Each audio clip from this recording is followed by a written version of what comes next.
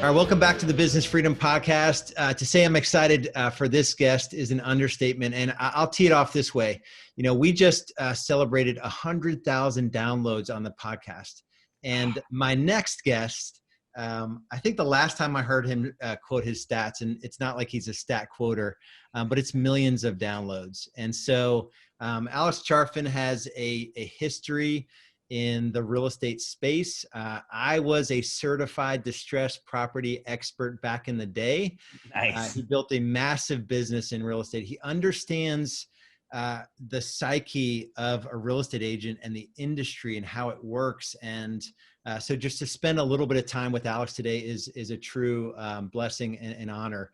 And here's the thing too, he's committed his life to serving folks that are just a little off in the head. Entrepreneurs, you know, it's a small segment of the population that was wired to just go out into the world and just declare that they were gonna find their way and make an impact, but earn money out of thin air. And so essentially real estate agents, you know, not all of them are entrepreneurs, but a good amount of real estate agents are entrepreneurs. And so Alex, welcome to the podcast. Lars, it's so good to be here. I appreciate you having me. For sure. So let's start with, you know, we chatted before we hit the record button. Let's start with, you know, just like the psyche of a real estate agent and, you know, the solopreneur. And, you know, we can't quite figure out how to get out of our own way, you know, and we're doing all these tasks all day long that aren't leading us to any sort of freedom with time or money. So chat about your experience with that.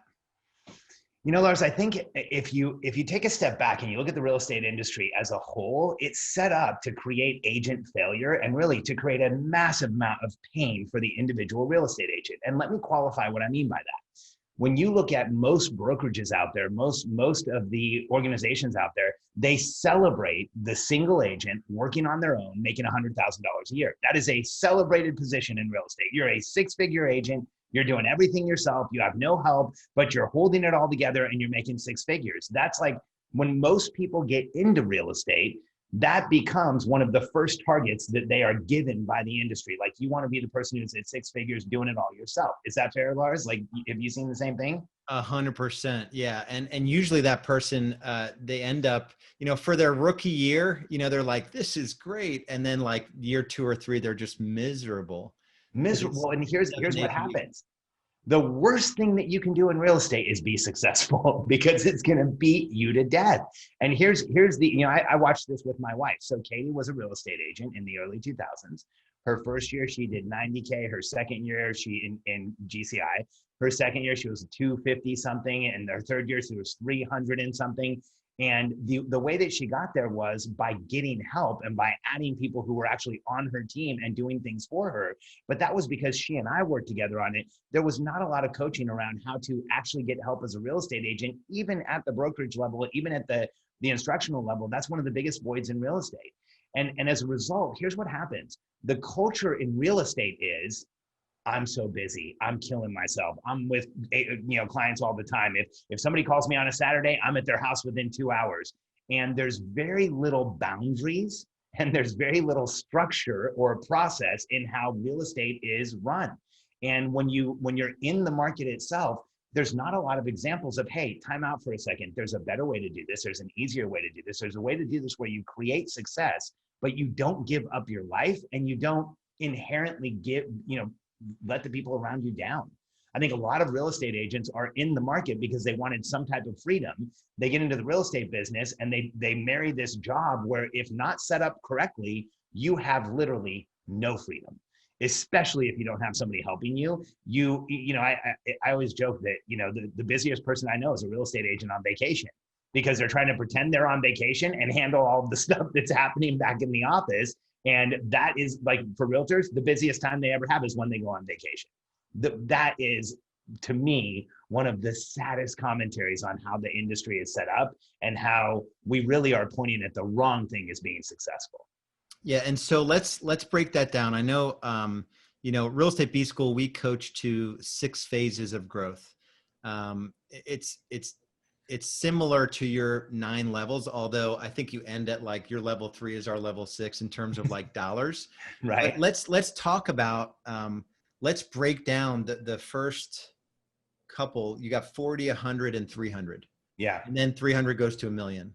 Yeah. And so really let's talk about in an abbreviated version. You know, folks can head over to your podcast, Momentum Podcast.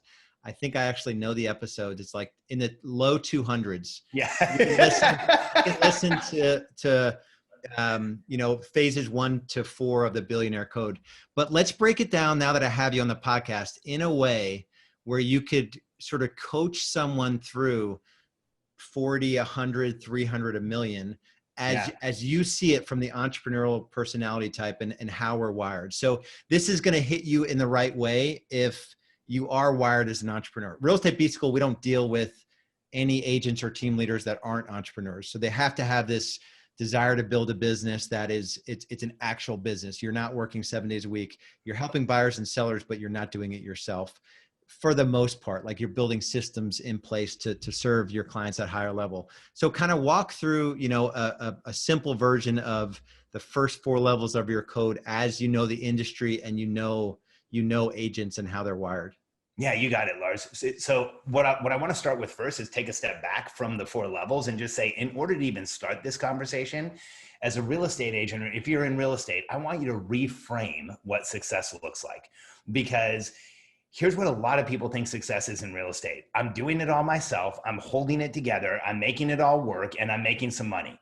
And what I want people to think about in real estate is, how am I providing the absolute best results for the people I'm working with without killing myself, without feeling like it's just me doing it all? And so the first thing that I think needs to shift is a part of this mindset where, yes, it takes a lot of work to get a real estate business up and running. So when we go through those first few levels, it does take a lot of work, but the mindset, the thought process has to be, when and how do I get help? And here's what I want everyone in real estate to know. In my experience, the biggest issue with getting help is that agents wait way too long to get help, sometimes so long that it's so far gone, they don't have the time to be able to make that help work. And so they just keep killing themselves. It's one of the biggest things that I watched in real estate. We still have some members in real estate. You're with us, Lars, and I still know a ton of real estate agents. One of the most common things in real estate, and I bet there's people listening that are in this situation right now, is that you work yourself into such a frenzy of business, you can't take the time to get help. I don't want anyone to get there. And so when we look at the first few levels of business growth, really the first thing that an entrepreneur should do is set themselves up for success. If you're in real estate and you're just starting out, or you're in the early stages, you need to take care of yourself. If you look at the real estate industry, we see the opposite of this. There's talk of hustle and, being available all the time and working weekends and showing up to the open house and doing all this other stuff. But what you don't hear a lot in real estate is hydrate and work out and eat the right foods and get a morning routine in place and protect yourself. If you want to live the life of your dreams, here is the path. It's through process. It's through process, structure, and routine. Anyone who tells you different is selling you something. The reality is if you don't have hardcore process, structure, and routine in your life, you will not have the life that you want if you want to be successful. If you want to have a successful business where it doesn't feel like you're doing it all yourself, the path is through process, structure, and routine. So early stages, first, we want you to take care of yourself. Then we want you to get really clear on your avatar. Here's one of the biggest issues I see in real estate. Every real estate agent's avatar is the same: someone who's buying or selling a house. And if you're in real estate and you can pare that down and get really clear on who you're working with, everything will change for you. Let me explain some of the numbers I shared about Katie earlier. The way she was able to go from 90,000 in commission, which was, I think, a 7 or 8 month year. So she didn't even have all 12 months. And then the way she was able to go to over 200,000 in her second year, which we had a clear avatar. Kate, we were in Florida, and Katie worked with people who were in distress, in foreclosure. This was before the foreclosure crisis. This is early 2000s, but we were targeting specifically people who were in distress, who were in pre-foreclosure, where there was probate issues, like the messy stuff. And because Katie handled the messy stuff, by the time she was in her second year and it was clear this is what she did, realtors who would get a phone call from one of their clients that was in probate would refer it to Katie. Realtors who would get a phone call from one of their clients who was in foreclosure would refer it to Katie. So that's one avatar. But early on in business, if you do not separate the avatar you're calling on and get really clear on who that is, it gets very difficult to scale. And that's another reason why so many realtors, I think the average realtor sells somewhere between 6 and 10 homes a year or something like that, depending on the brokerage. They're kind of making a decent living, but really not that much after expenses. It's because there is no avatar. It's just, I'm searching for people buying and selling a house. And then once you've clarified that avatar and you go into the next stage of growth, now here's where it gets important for real estate agents. This level is all about building systems and structure and process around having the same lead show up and getting your business to move forward. And so marketing systems that get the right person to talk to you, and then process and structure and routine. So in your business, you're not figuring out the same way over and over again. Lars, this is one of the like the interesting things that I saw in real estate over and over again. 6-figure business owners, they're doing the exact same thing. It's taking a contract to close. They don't have a process built out. So they're treating every single contract like a brand new day. They're driving it. And as real estate agents, oftentimes they don't even realize they could have a checklist easy process if they sat down probably for 2 or 3 hours and said, okay, wait, what does it take from the day that I have signatures on a contract to get it to the closing table? What are all the thresholds I need to get somebody through? If you just spell that out, that process around what you do well, that changes everything. By the time, for Katie, when she was in real estate, she had a process for contract to close. She had a process for every listing appointment. She had a process for how people she had listings with were allowed to contact her. We built process, structure, and routine around everything. And that's how she was able to get to the point where within a couple of years, she was one of the top agents in all of South Florida. Yeah, awesome. So, I think what we can go a little bit deeper on is, real estate is this tricky business, right? Folks typically come into real estate, it's not their first choice of things to do. Right. So they come in and they're like, I'm going to get my license. It's going to be great. It's like an 80+% failure rate by year 2. Yeah. And so they see this flexibility. So you mentioned routine. Let's go a little bit deeper into, because I think that's one of the things I see that, even in our members that are coming in, they're doing 500 to a million, 500K to a million. They have an administrator, maybe a couple buyer agents. They forget about routine. So not only their morning routine, but they also forget that now they're running around, like they think they have a team who could handle like new business development in the morning is an essential as a real estate agent, but now they don't have to do it because they have a team. So talk about, how even as you're scaling, like morning routine, break it down. Like what's 3 or 4 things for a morning routine that you must be doing. And then also like even into the day, like how do you sort of break that down into day? I think that'd be helpful. Yeah, you got it, Lars. So let's treat those separately. I want to do morning routine, and then I want to talk about how you create structure, process, and routine in your day-to-day as a real estate agent. So first, let's talk about morning routine. So one of the reasons that, it's funny, we have coaching programs where we work with, Lars is one of our members. We work with a lot of the top entrepreneurs around the world. And one of the first things we teach when you get into our program, whether you're in our $3,000 a year program or our $30,000 a year program, we teach you how to drink water first. And then we teach you how to create a morning routine. Because here's what we know. We're going to teach people hardcore process, structure, and routine to grow their businesses like crazy. But if we protect the entrepreneur first, if they're fully hydrated and they can get up every day and have the first hour of their day be the best hour of their day, we are going to have a different type of member we deal with. And the people who do those 2 things succeed like crazy in our programs. The people who don't, we send back to do those 2 things first and then come back and get really start applying things. Because when you protect yourself, your business will grow. And so for me, my morning routine, every morning I get up, I have a written morning routine. So does my wife, so do my kids. I actually put check boxes here. There's 4 things that are really important to me: oxygenation, hydration, nutrition, and movement. So I want to make sure I'm breathing. I do breath work every morning and meditation. I want to make sure I'm drinking a ton of water. I want to be fully hydrated. I want to make sure I eat the right foods unless I'm fasting, which is the same as eating the right foods. It's using nutrition in a different way. And then I want to make sure I move every morning. So when I get up, I'll read my current morning routine, and I adjust this constantly. I probably change it 8 times a year. Right now, to support what I'm going through right now, I get up, I clean my mouth, I hyperhydrate, I take my morning supplements, I read for about 20 minutes. If I have more time, I extend that. I meditate for about 5 minutes. If I have more time, I extend that. I go for a walk, which takes about 10 minutes. If I have more time, I extend that. Those are 3 places where I get more for myself if I can. I do a breath work session outside. I come in, I do some really specific stretching for stuff that I'm going through right now. You know, this will change in the next 6 months, but I do a shoulder exercise, an abdominal exercise, some low back stretching on a ball, some calf stretching and wall stretching. Then I wake up my kids. So I take about 10 minutes to wake up the kids. It's a slow process. We hang out, we chat a little bit, we joke around in the morning, and then they start their morning routines as I'm doing my planning and getting ready for the day. And so I use our momentum planning system. I use our entire business planning system. We don't sell anything we don't use ourselves. My kids use the exact same system. So after I've woken them up and they've gone through their routines, they've finished their planning, we sit down at our kitchen table, all 4 of us. So Reagan and Kennedy, my daughters, and Katie, and we share our morning planning. And so all of us align around our planning system. Then we go for a walk as a family, and then we come back, and that's how we start our day. And so every day, when I check every box here, I know that I am optimized and ready to go, and I've done what I need to do to fully support myself to show up like I need to in any given day.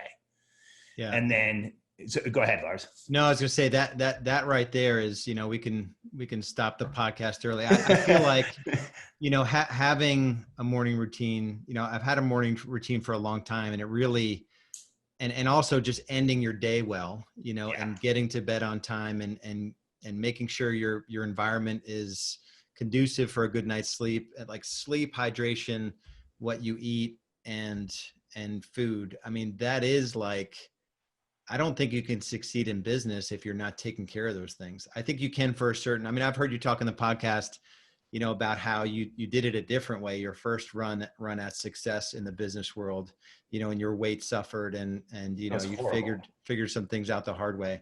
So that's really helpful. Myself. Yeah. You know, the fact, Lars, you know, you're kind of making the story sound way better than it is. Here's what's interesting. I can tell the story 2 ways. Watch. When I was 21, I became a consultant through a series of fortunate events, and ended up working with some of the biggest companies in the world. And over the course of being from 21 to my early 30s, I grew a consultancy that was responsible for hundreds of millions in sales, multi-million-dollar organization, 14 offices throughout the US and Latin America, and a team of about 50 or 60 people. Doesn't that sound great? Like, it sounds awesome. It sounds like I'm like, you know, Iron Man. Let me tell you the other side of the story. I was working remote out of my home in Orlando. I had no idea how to manage people or put process, structure, and routine in place. I kind of fought most of those things, even though we use them in the business. I didn't use a lot for myself. I ended up working a lot of the times 12, 14, 16, honestly, sometimes 20-hour days. I suffered from insomnia. Sometimes I'd fall asleep at my desk at midnight, wake up at 3:30, and just keep working. By the time when I started that business, in my teens, in my late teens, I actually had done some fitness modeling. Now, I want to make it clear, I was not a fitness model that made a bunch of money, but I had done some fitness modeling. So I at least looked like somebody who could stand in front of a room and represent fitness. And 13 years later, I was 300 pounds on 5 medications, about to be given a 6th just to combat the side effects of the first 5. I was hypertensive, suffered from heart palpitations, back to insomnia, asthma, all kinds of other stuff going on. And that's the real story. You know, did all the financial stuff that I talk about happen? Did all the offices get open? Yeah. But at the same time, it almost killed me. And so I'm very careful that when I share those early successes, I always try to back it up with like, hey, this is what really happened. Because I think as entrepreneurs, both in our recollection of things and in our retelling of things, we share the highlights. I think we also need to share the reality, or we're setting the people up around us who are part of our entrepreneurial family, we're setting them up for failure. And so the way that I shifted that, and I've been able to grow much larger businesses, which with more people, with more of an effect in the world, is to create hardcore process, structure, and routine. When I was younger, I used to think process, structure, and routine took away my freedom. Now that I'm 47, I've been doing this for a long time, worked with thousands of entrepreneurs around the world. The only path to freedom as an entrepreneur goes through process, structure, and routine. It's just a fact. Yeah. And I was just going to comment on that. You know, a lot of people, you know, for Real Estate B School, you know, we talk about business freedom, you know, building your business in a way where it supports, you know, something other than you just grinding all day in real estate. And sometimes, you know, people will say like, you know, where's the freedom in all that structure, you know? And I'm like, the freedom is in my income and my ability to take time off, and my stress level is, you know, I've never weighed less than I do right now. And I get up in the morning and I don't have anywhere to be until, you know, 10:45 a.m., you know, and so, but then but I'm calendared until 10:45 a.m. I'm just deciding how my day looks and when I start and stop. And it's this constant process. Talk about what you found. This will kind of hopefully lead in, you know, with time studies. Yeah. And it's such a revealing thing for someone to be honest about where they're spending their time. So someone to say like, I want to do this in business, and I want to do this in my marriage, and I want to do this as a father, and, you know, I want to run a Ironman, right? And then you look at their time study and you're like, dude, you're playing 3 hours of video games a day. Yeah, you can't do all this. You know, so talk about time studies and the shock of those and the pain of those, but the benefit of those. You got it, Lars. So this is a tool we used in real estate constantly, because not just for real estate agents, but for any entrepreneur, we, like I said, you know how in recollection and retelling, we only share the highlights. Well, in any given day, when we look backwards, we only want to think about the highlights. Like, oh, look at all the good stuff I did. Not the time we wasted, not the things we didn't have to do, not the irritations we suffered, not the God minutes we went through, not the angry client phone call we got. So here's what a time study is. A time study is, for most professionals, the only time in their lives where they have quantifiable data around where they actually spend their time. You know, I love human beings, but I'm fond of a saying, in God we trust. Everyone else, show me your data. And I want to see numbers. I want to see actual reality before I make any decisions.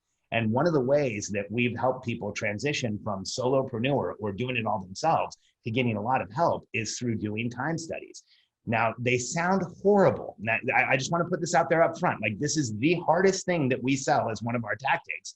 It's also fundamentally the most important when it comes to transitioning from doing everything to getting help. Here's why.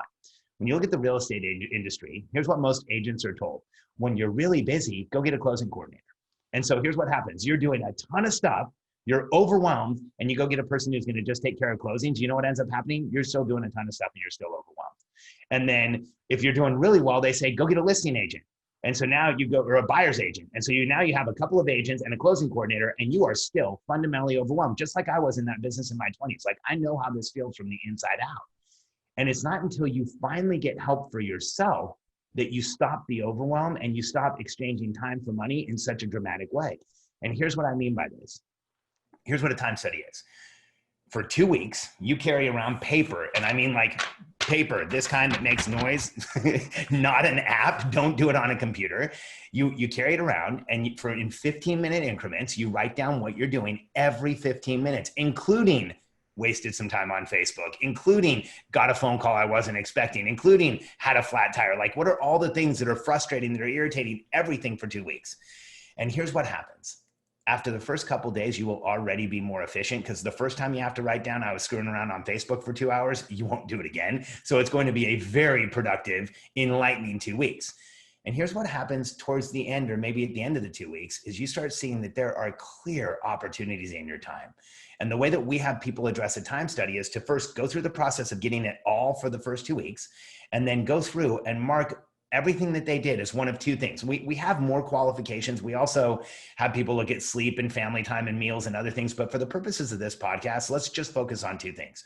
What is it you're doing that is tactical? And what is it that you're doing that's strategic? So tactical means somebody else could potentially do it. Strategic means right now in your business, you have to do it. Here's what's interesting. Whenever we've done this with a real estate agent, over 50% of their time is tactical, always. And so the way to get help as a real estate agent is to go through the time study process, look at all the tactical things you're doing, hire an assistant, and hand them all of it. Like, literally take the time study, turn those things into a job description, and say, here's what you're doing. And if that includes going out to pick up signs and place flyers and get my dry cleaning and all kinds of other stuff, then you put it all on the list and someone else does it. And then you spend time getting that person to be able to do those things well for you. 3 months later, you do another time study and you do the exact same thing again.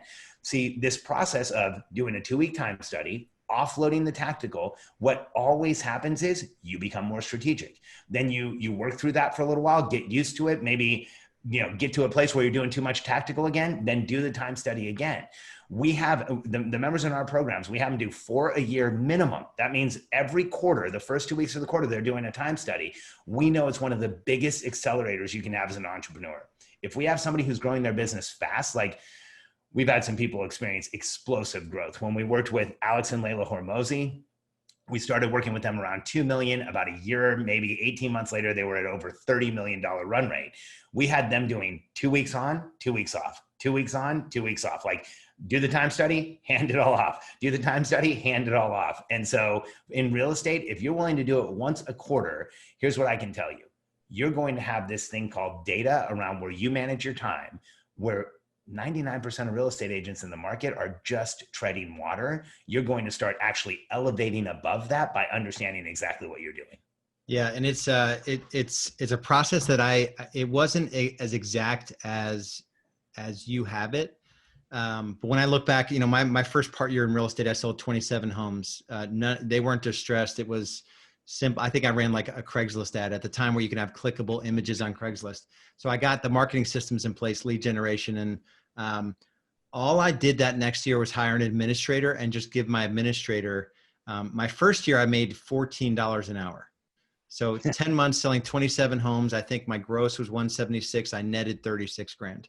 Yeah. So, and then I hired an administrator. I think I tripled my income, on an hourly basis, and I took my hours down. And then I'm like, I can't show homes evenings and weekends, and I could get a buyer agent for like 30 to 40 bucks an hour.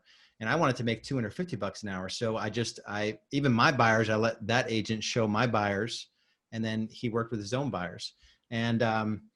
And it was surprisingly simple because I just looked at the value.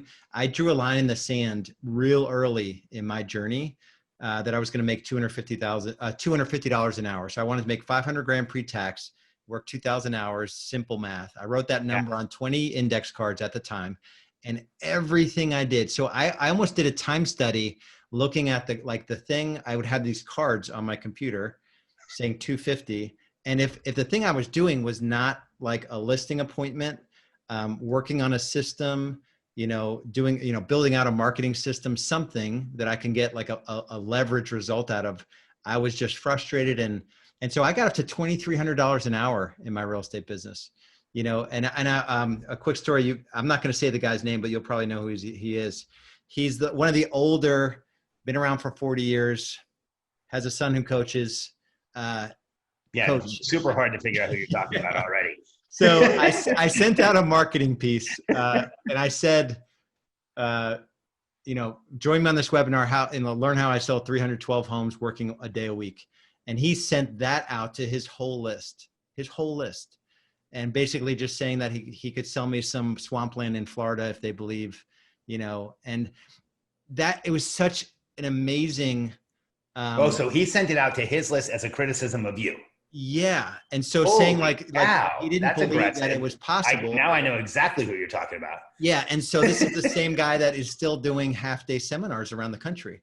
Well, and still telling people that they need to like knock on doors and do like. Yeah. And so, right? but it's like, the industry, like you started this off, the industry is setting everyone in it up for, even if they achieve traditional success, I'm guaranteeing you're going to work 7 days a week.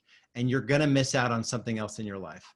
And so it was just funny. I mean, I thought it was awesome. So the first thing I do is like, I get on camera and I record a video because somebody sent me his email and it was this just weird. I've never met the guy. But it's just a mindset that, you can't not do all the things as an agent. Like you got to prospect in the morning, you got to go on appointments, you got to, and it's wait, Lars, wait. I think it's more than that. Let's get very real about this. I think there's actually an opportunity to discuss one of the big diseases in the real estate industry. Without naming any names, the reality is the majority of real estate coaches, the majority of real estate trainers want to keep you a self-employed, overwhelmed agent. Because if you're a self-employed, overwhelmed agent, you keep paying them to feel like you're part of something and like you're moving forward and like you get accolade from somewhere. And so here's the reason. I think I know who you're talking about. And it doesn't really matter. But if somebody reacted like that to an email being sent like that and sent it out to their entire list to say that it was a farce, here's why. They were defensive and scared. You scared that coach because he's looking at it saying, holy cow, I can't meet this promise.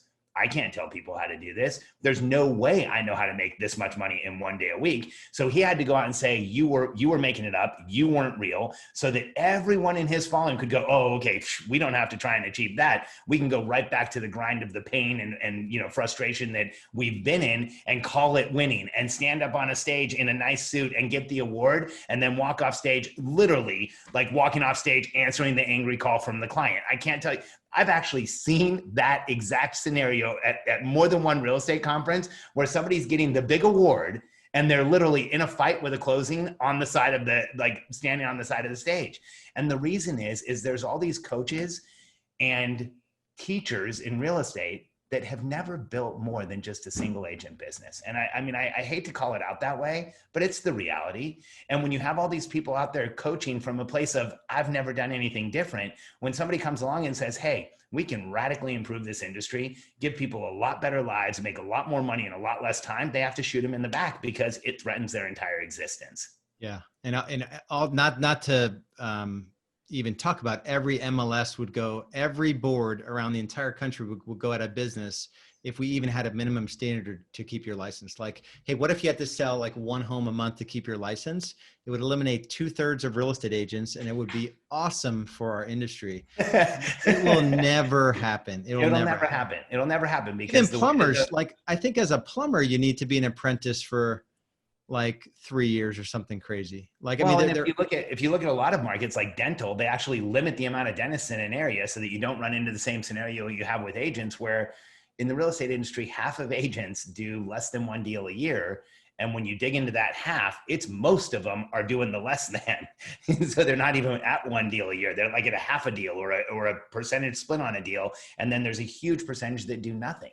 And so when you look at how the real estate economy really works, the National Association of Realtors and every local board is supported by the people not doing anything. If you're an agent who's hitting massive numbers, making a lot of noise, you're actually the anomaly that's kind of annoying to the entire system.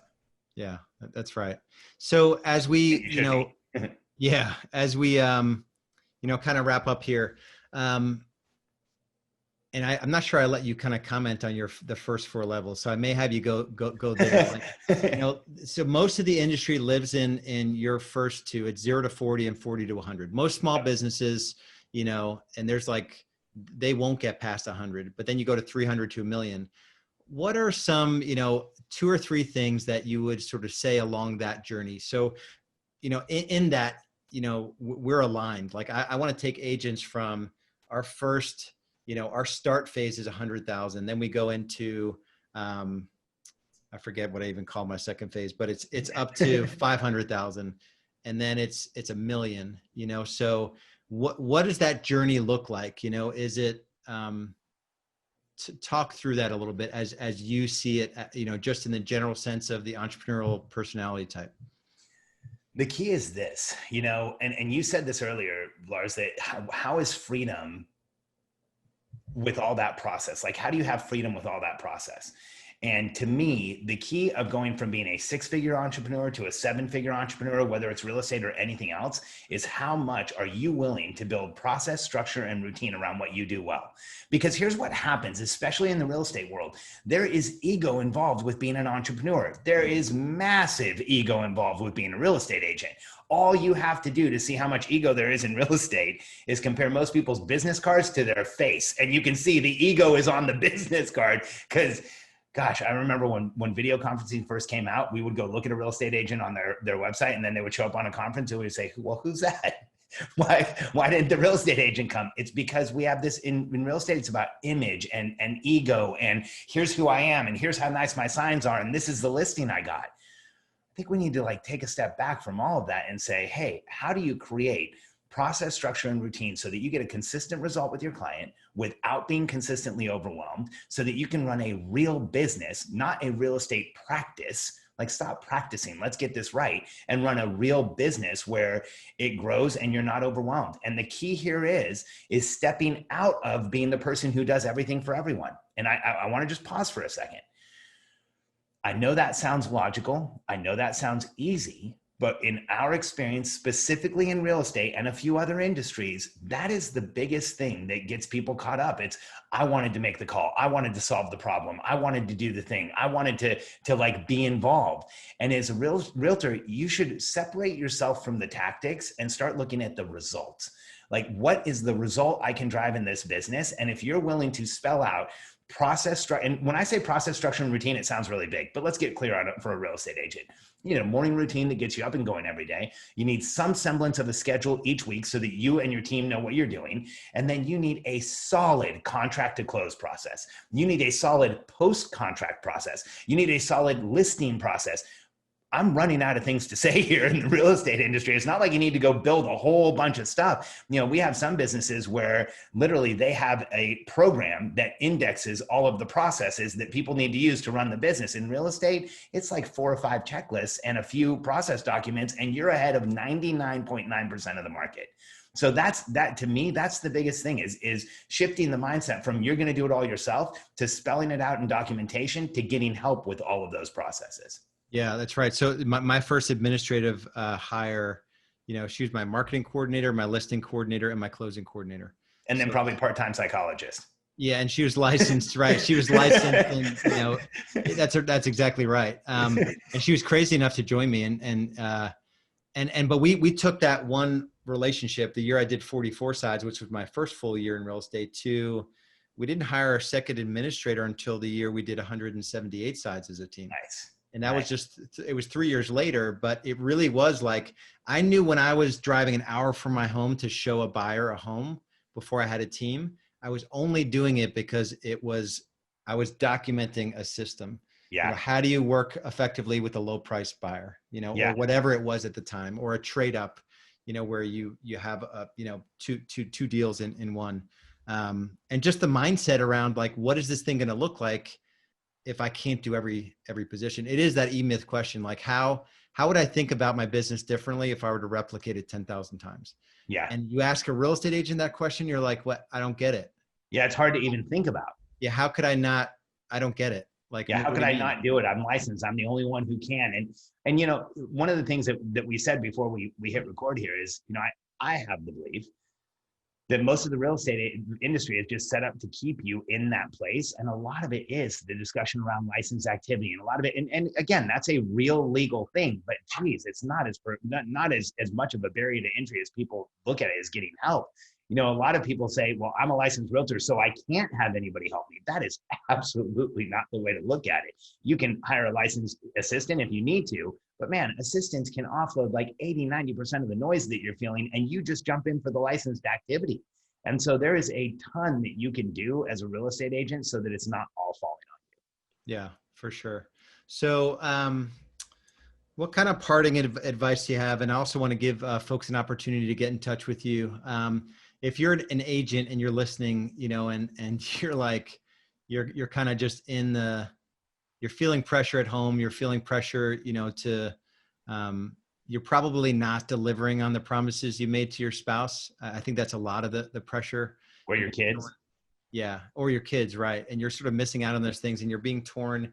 You're drawn to the business because you think it's going to be the thing that allows you to, you know, what advice would you give to somebody that needs to kind of just take a better step forward? Do not buy in to the mindset that every agent who is successful has to kill themselves. I think that's what I saw over and over again in real estate. You know, at one point, Katie and I, we bought Star Power from Howard Brinton. So we had in our network of the top 1,000 realtors in the United States, 200 or 300 of them were our members. And so people who like Gene Shine up in Fort Hood, who has a $20 million real estate business, or I'm going to blank on a bunch of names right now, but people across the country who had like at the very height of the real estate market. And here's what I can tell you about the people who operate at that level. They're not killing themselves anymore. They have a team, they have a structure, they have a system. They're the anomalies. And that mindset, the earlier you adopt the mindset that you are not going to do all of it, you're not going to kill yourself. Just like Lars said, that's such a good example. The only reason you should drive an hour for a buyer's appointment is to document that process so that the next time you're not doing it. And so as early as you can, start documenting your processes. You have a special and unique way of doing this. Spell it out. Make sure that you know exactly why you're good at what you do so you can show it to somebody else. And do not look at success as an agent as you're the one who checked every box, crossed every T, and dotted every I. That is a mentality that is instilled in you from the day you go to licensing to the day you sign up with a broker to most of the training you will take. The way to really look at it is the way to success as a real estate agent is to get the outcomes. And I know this is going to sound crazy, doing as little as you possibly can. The most successful agents I know refuse to do the things that most agents will do. And that's how they created success. Yeah, it's, so I still work 1 day a week, regardless of what this other coach might want to think about. It's been like 7 years now. And we read client testimonials on Tuesdays when I go into the office, and the words that folks have to say about us, like a full 15 sentences of just like, this handoff was meticulous. Mimi made me feel this way. The agent, the showing agent, we've got probably 4 or 5 people touching the client, but it's really well orchestrated. Like, there is no way I would want to compete with our real estate team if I was a solo agent. And there are hundreds of really good agents in our market. We have 17,000. So hundreds is, but still, I wouldn't, like, the future of real estate, you better figure out a way to deliver in line with like the best service companies in every industry. 100%. And if you're not thinking about like, man, how can I really blow this client away from even in, I got your email this morning about like, how can we get better? Yeah. Like most agents don't want to survey their clients to find out like how they can get better, because the process was like, balls were definitely dropped because you're either good at sales or administrative stuff. And if you don't have administrative support, you're probably messing up. So I thought, it's really satisfying to know that I never liked working with buyers and sellers. I wasn't very friendly. I'm an introvert. If I showed up to an appointment, I was late. I didn't want to be there anyway, and so to think of how far, I'm making more money per hour than I ever thought was possible. And it was because, it was, what are the 3 words? Process, structure, and routine. Absolutely. And I still haven't let go of my routine, even though, I don't have to get up and work today, but I know there's this big impact. So here's what I would say about, anyone who's listening. If there's more, in you want to have more impact in your family, with your clients, build a real business. What's the best thing? I mean, I'm thinking of one thing. Actually, the first way I came in, and I think I was at the first Star Power event when you first took over. Oh, really? That's where so I cool. First saw it, but I was never in Star Power. Uh-huh. I think I went Craig Proctor to start, and then I went a couple different paths, and I lost my train of thought. No worries. I can pick it up, I think. So I came in through your Momentum Masterclass. Yeah. So what's awesome about that, Lars? October 6th, 7th, and 8th, we're doing Momentum Masterclass free. So we're actually going to do some entrepreneurial personality type and billionaire code stuff. I'm going to be sharing exactly how to figure out where you are in your real estate business and then where you're going next. And so October 6th, 7th, and 8th, we have a promotion called Momentum Masterclass. If you go to momentummasterclass.com, you can register for it. And God, I had a thought when you were talking. You know how you just said you get these page-long testimonials, but you're not involved? Here's what's interesting. Every realtor believes that if they're not shaking the hand, opening the door, filling the lockbox, putting the flyers in the box, that they're not going to get the testimonial about them. But what we just heard from Lars is that Lars is barely there 1 day a week, not talking to anybody and getting page-long testimonials. Here's how I translate that. Process relieves client anxiety 100% of the time. The more protected somebody is in a process, the more they will give you a testimonial. And so when you look at the Ritz-Carlton, there's a process to get your bags out of the car, to get you into your room. There's a handoff each way. If you've ever been to a Ritz-Carlton property, you get to your room and you're like, man, that was a little overwhelming how much help I just got, you know, but you never feel like you're lacking for something or don't understand something or don't know how to use something.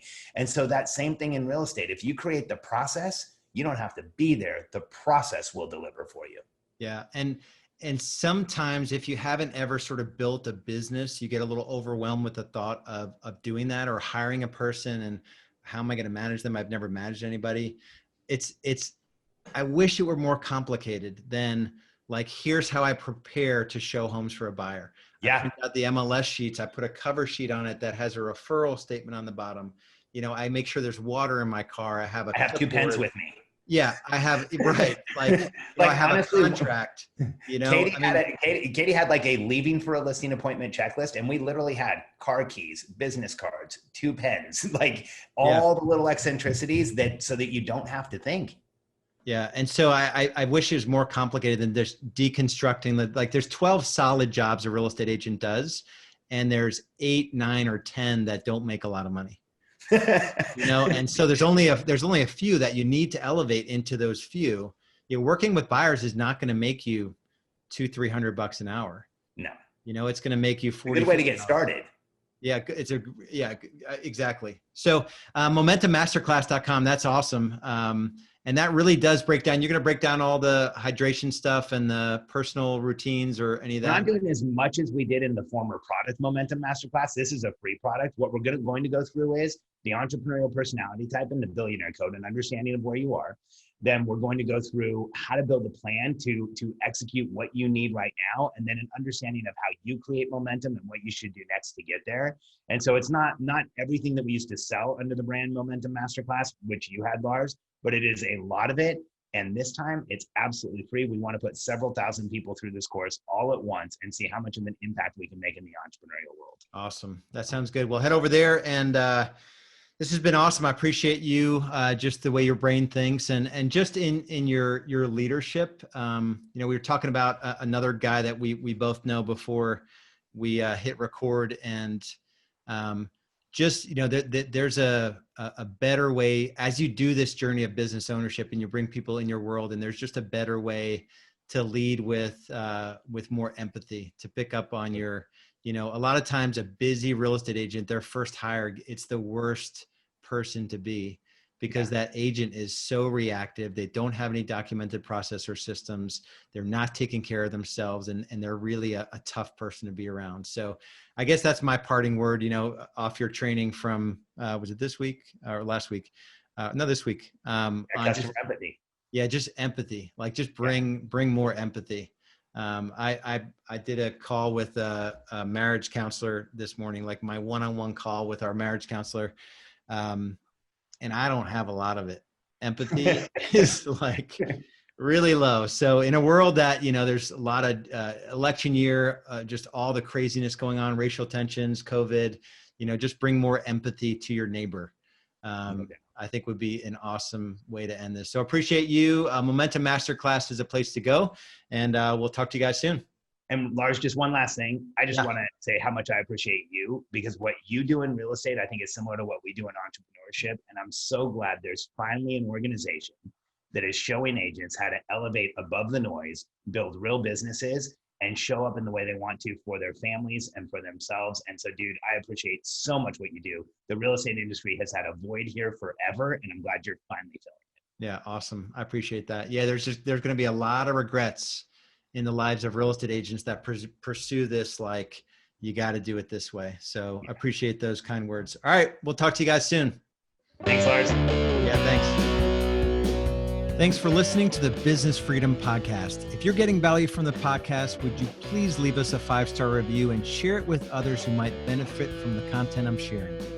And if you're ready to scale your real estate business sustainably and profitably, there are a couple options for you. If you're doing under $500,000 in annual GCI, our Business Foundations program is for you. Head over to getbusinessfoundations.com. That's getbusinessfoundations.com, and learn how you can make the shift from overwhelmed real estate agent to true business owner. If you're doing more than $500,000 in annual team GCI, there's our graduate program, designed for top producers and team leaders who want to grow their team and scale their business. If that's you, go to realestatebschool.com and apply for a free business growth strategy session. No matter where you are in your business growth journey, we have the tools, systems, strategies, training, and coaching to get you where you want to be. Remember, only you can create your future. So take action now.